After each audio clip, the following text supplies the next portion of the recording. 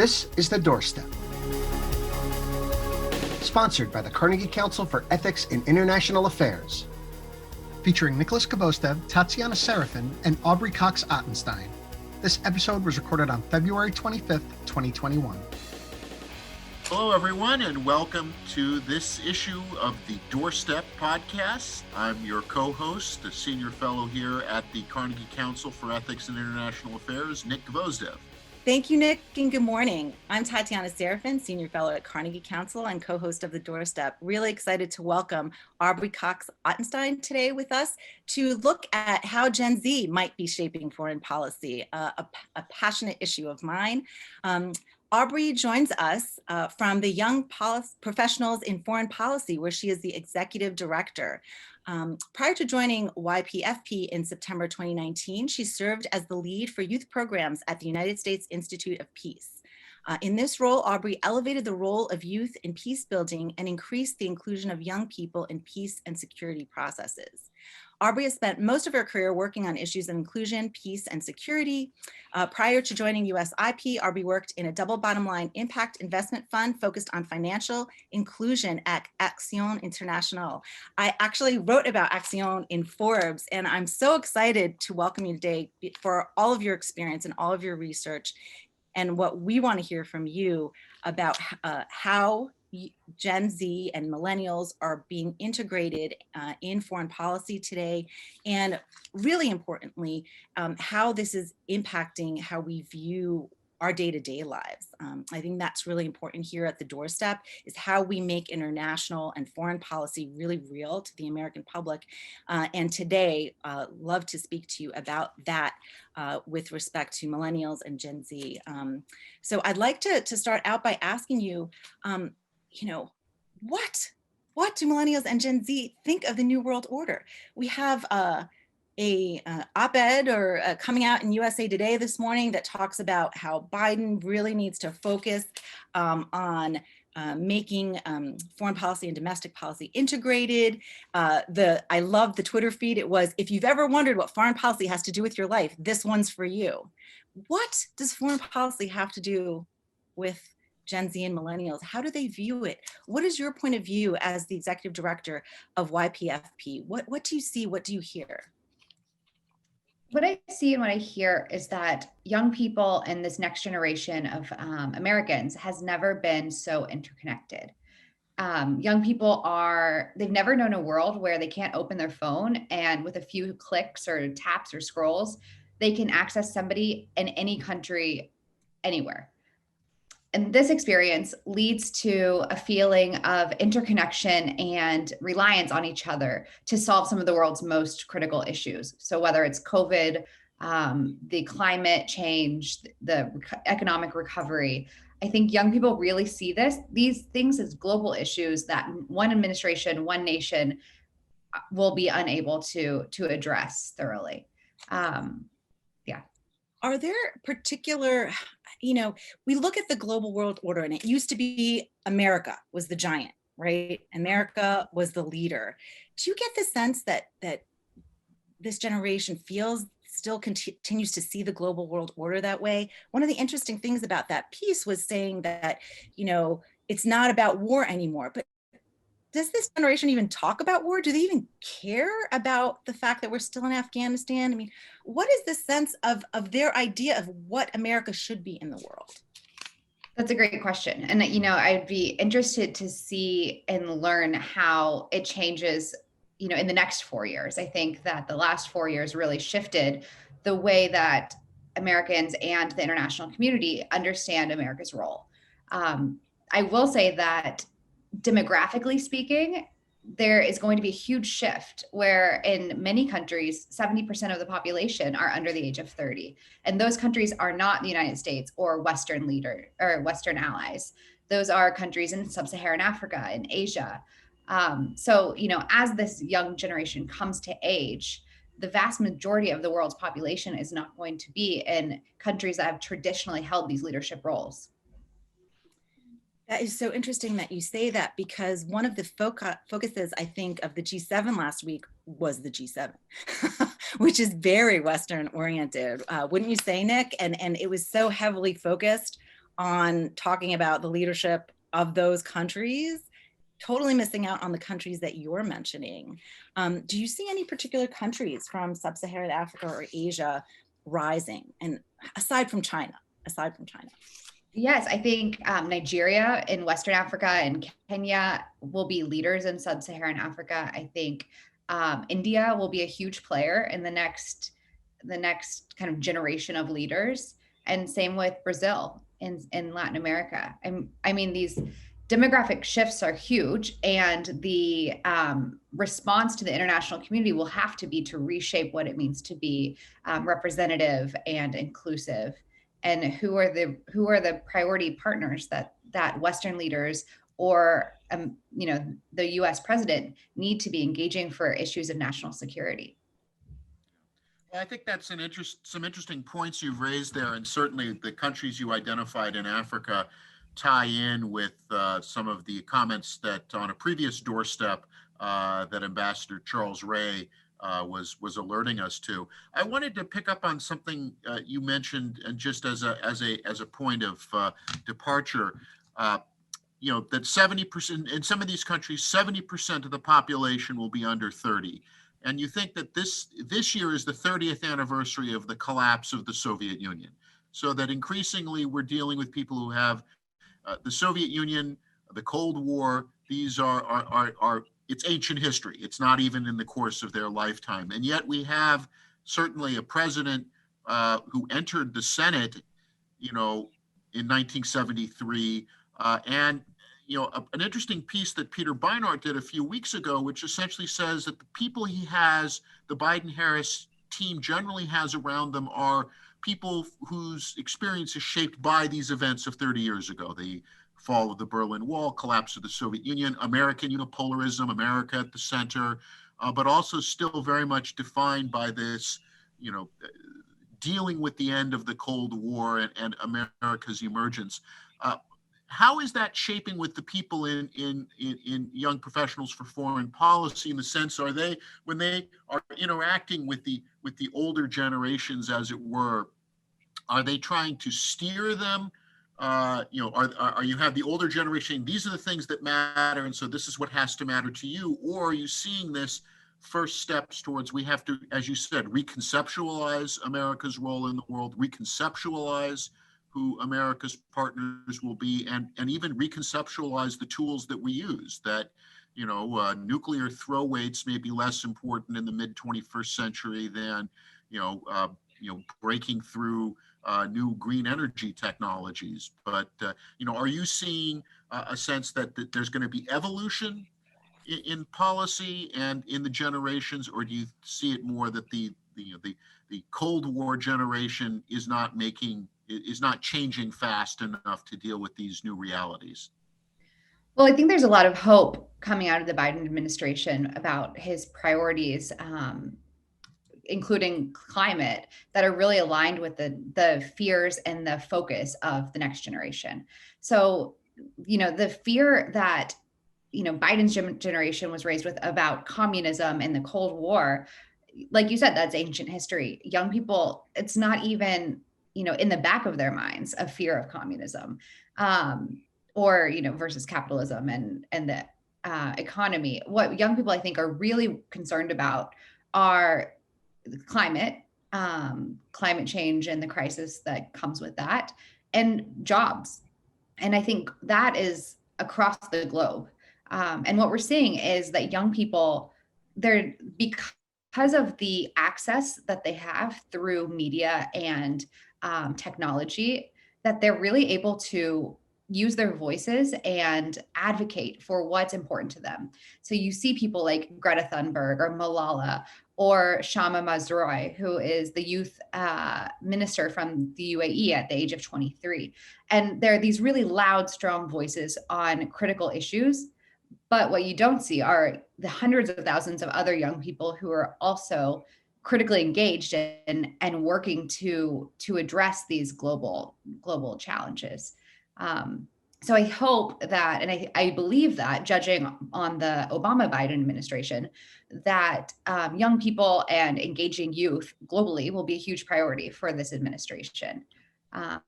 And, the Obama administration really invested in young people in an unprecedented way through the YALI program, through the YLI program, and even at home in the United States. And so I think that, young people, youth will be a priority issue to the Biden administration once damage control and kind of the dust begins to settle. Damage control is done and the dust begins to settle. To that point, we've seen a lot of movement on gender in some of his Biden-Harris administration's appointees. Do you see that same movement in terms of youth and aside from Pete Buttigieg? Yeah, it's a great question.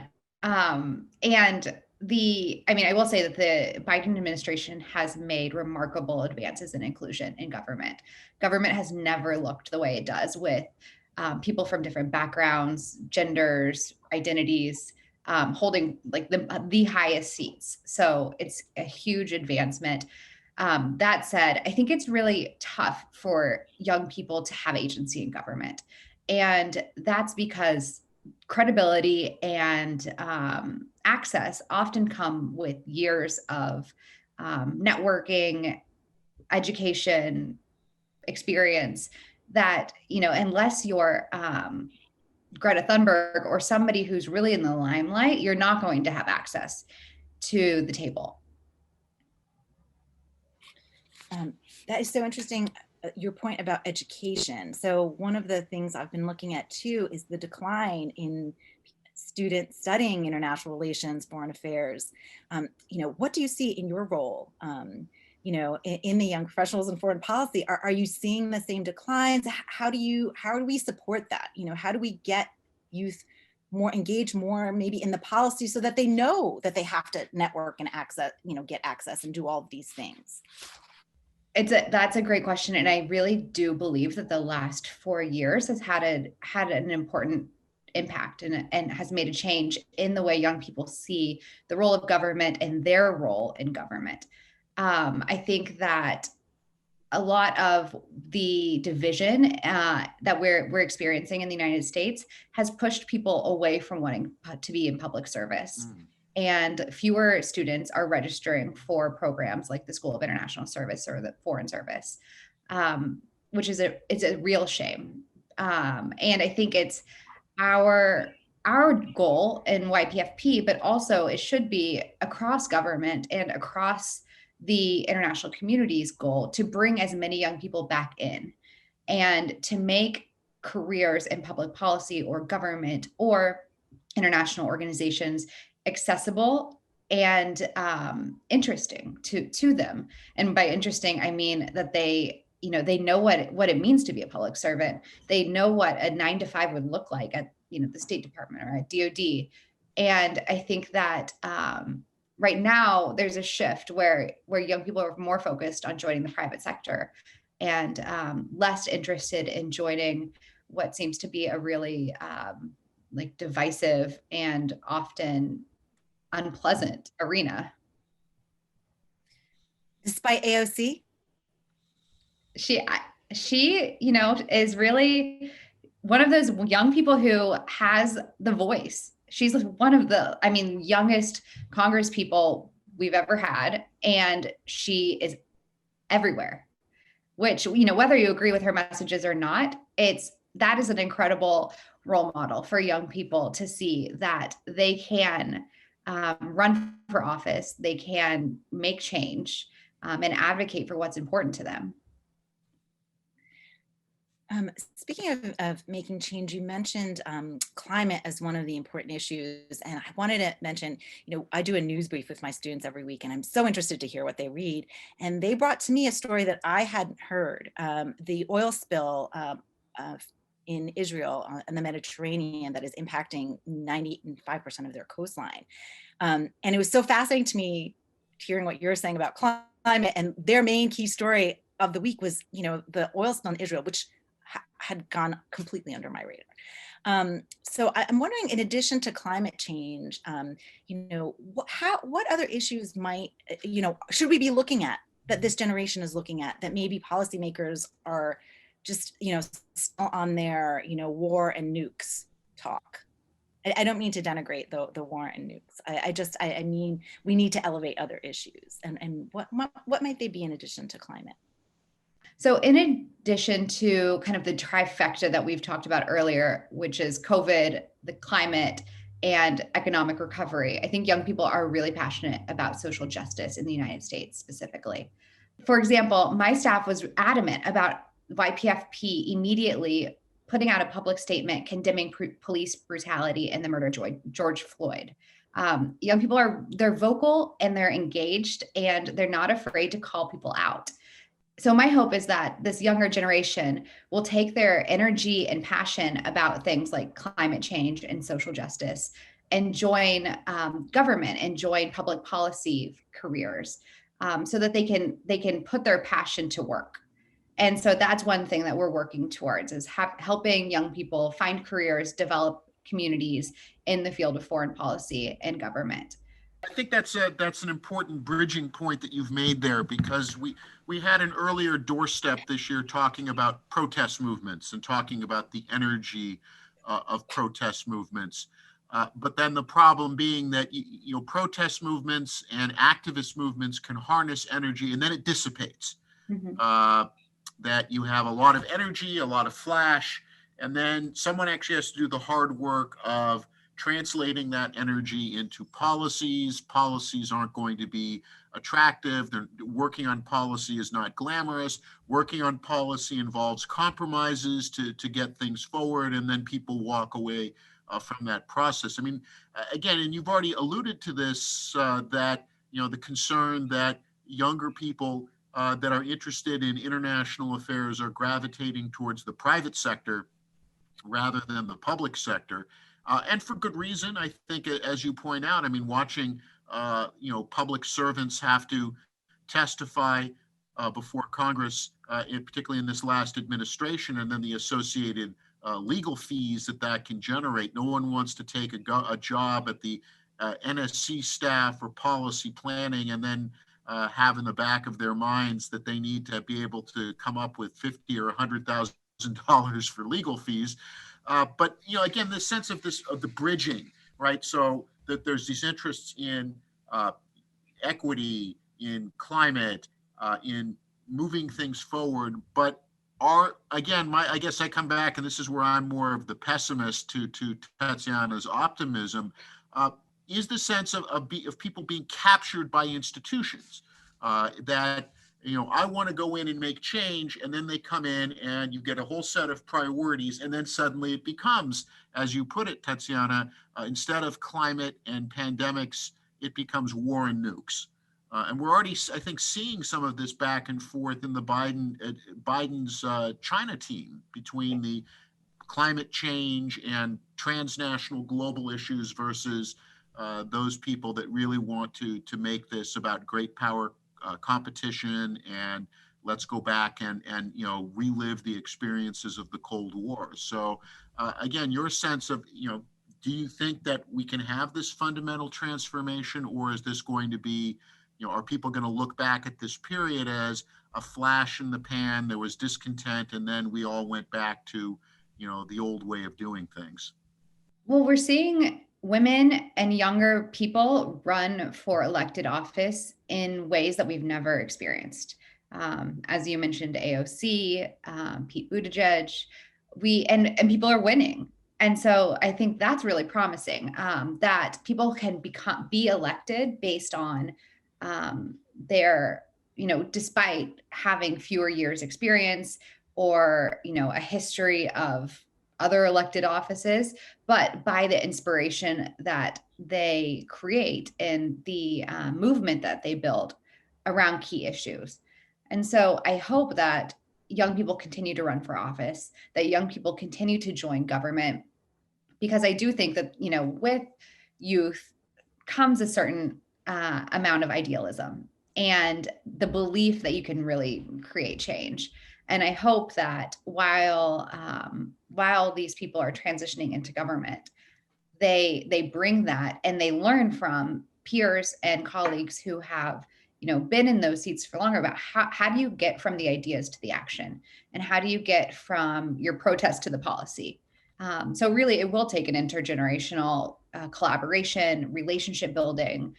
But I do think that there's hope that young people are engaged, despite the current situation in the United States pushing people towards the private sector.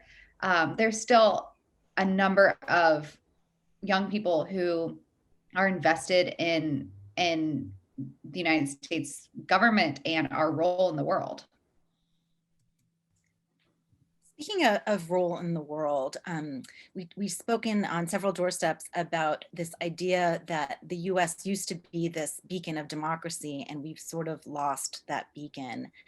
What is your sense of this generation? Do they have the same vision of democracy with a capital D that, say, for me, my older post-Cold War generation has? Or is it more of a, I don't know, expansive view of what this idea of democracy is? I would guess that it is very different than what democracy meant in kind of the post-Cold War era. After this last election, young people have really experienced what it means to have a vulnerable election process, and to watch the election be targeted for false information and being undermined by doubt of the validity of the outcomes. And so I think for the first time, this generation is seeing what it means to have a fragile democracy. And I don't think Americans as a whole ever expected that to happen to us as kind of the world's shining light of democracy. But it's a different understanding, because now for this generation, it's personal, versus I think with the last generation, it was the United States helping other countries become more democratic and strengthen democracies abroad. In a sense, that seems more as if we're going to become more internal looking than external looking. And yet we have this idea that you mentioned at the top of our talk of interconnectedness. How do those balance out? This idea of, oh no, we have to focus more on home because we're screwed up. But I'm watching a show, filmed in France that uses 10 languages, as we saw that article that, we're watching more foreign content than ever. So we're more interconnected than ever. Those two don't seem to balance. They seem to maybe be divisive. I don't know. What are your thoughts?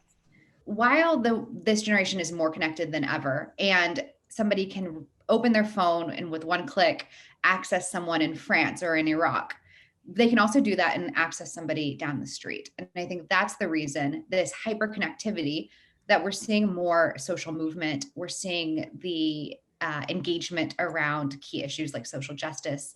And so that connectivity and coalition building using technology, paired with this generation's willingness to call people out and say the status quo is not enough, is really is showing a new kind of political engagement, on domestic issues and international issues, that we haven't really seen. Technology. Let's talk about technology. It's great and it's awful. I just, Facebook in Australia, that's all I got to say. Facebook, Australia. Facebook is acting like a government. And I know my students don't care that they've given away their privacy. They're like, yeah, whatever. My life is out there. But should we be worried that the younger generation isn't being more thoughtful about the power of technology? The fact that, Facebook is making political decisions. In Myanmar, they shut out the military because, oh no, it's against democracy. Why does Facebook get to decide who is speaking and who isn't speaking, and or for that matter, Twitter? Is that a concern? What are you hearing from your constituency? It's a great question. And, it is mind-blowing that these digital natives, and myself included, that we will scroll through legal documents that are probably 10, 15 pages in 30 seconds and then click I accept. And I think that, that's like the younger generation, but it's also now commonplace. Everyone does it. And you don't know what you're signing on to, and you don't know that necessarily the dangers or the implications associated with those decisions. I think that technology, Facebook, Twitter, and engaging politically it's a slippery slope. And, I wish that these companies would figure out how to position their corporate social responsibility in a way that minimizes divisiveness, division, violence, before governments have to step in and bring them to testify in front of Congress. But in reality, these are companies, and often the most divisive content is what's viral. And so I think that it's a challenge that is going to face this next generation in a way that we still have no idea. I think we've seen the tip of the iceberg, and it's only going to get more complicated and complex. Yeah, I mean, I do have a problem with the tech companies in terms of all of their algorithms and curation, who gets to decide what you see. And so again, there's that, push-pull of we're interconnected, yet we're only seeing, the same things that our bubble has told us to see. And what do you think of that? And how, does your organization, or how can we work to kind of go beyond that, and sort of, again, okay, I saw a headline, well, now let me have an action and and connect it to policy. What are some things do you think that we could do more of, or we can encourage the next generation to do more of, in terms of more thoughtful engagement, I guess, with platforms and with news and policy? Those bubbles are so real. And coming from Norman, Oklahoma, which is a very different place than Washington, D.C., where I live, I've never felt it so distinctly than recently. And like this last election, it really stood out of the news that my dad sees, or that my community at home sees, is completely different than the news I see. And we're both accepting these platforms as the news. And that the fact that they are polar opposites often, showing totally different stories, is dangerous. I think what I hope for this next generation, what we can do is educate users on responsible consumption. And by that, I mean fact checking, reading multiple outlets, knowing the difference between opinion and news. My dad and even I will watch shows that we call the news that are actually 100% opinion. And I think, being able to look at what you're consuming and analyze it in a like using critical thinking is a skill that this next generation is going to need more than ever. And we all need it, but it's something that should be included in the curriculum. I'm working on that. So I want to thank you so much for your time today. Nick, do you have any follow-up questions? I just perhaps at the end, just for listeners who may be interested, if you can maybe just give us a brief, description of YPFP, how people can join. I understand you have chapters in a variety of places, so maybe just where listeners of the Doorstep, particularly those from our growing number of listeners and people in universities that are using our podcast as part of course material, if they're interested in finding out more, where should we send them? Great question. So YPFP is a membership organization that aims to elevate young people who are building careers in foreign policy or international affairs. And we are headquartered in DC. We have global programs, especially now during COVID. So all of our programming currently is virtual and accessible to anyone, anywhere. We do have branches in London and Brussels and San Francisco and Toronto. So when we resume to in-person activities, people listening in those cities can check out our branches there and the work that they're doing. We work to elevate young people in foreign policy through trainings, through opportunities to write for publication, through curated events where we feature young people and their expertise. We recently hosted the G7 Youth Summit, which is called the Y7. And that connected young leaders with people from the White House, ambassadors, G7 country ambassadors, and Sherpas. And so, we're doing a lot of that bridge building and simultaneously working to help our members build a network in the field of foreign policy. Because as we know, a lot of times finding gigs and learning about careers is often who you know. Wonderful. Thank you so much for your time today, Aubrey. This is really fun. Thank you, Nick. Thank you. Till next time. Thank you all for having me. Thanks for listening to The Doorstep, sponsored by the Carnegie Council for Ethics in International Affairs. For more, go to carnegiecouncil.org. Stay healthy and safe.